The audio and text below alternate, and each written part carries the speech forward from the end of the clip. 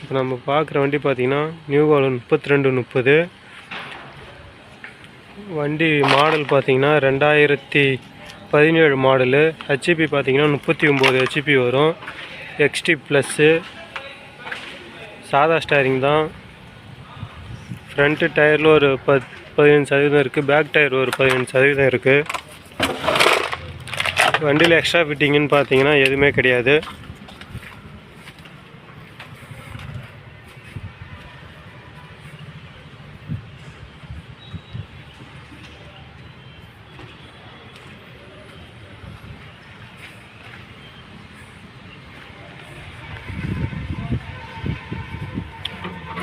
நல்லா பாருங்கள்.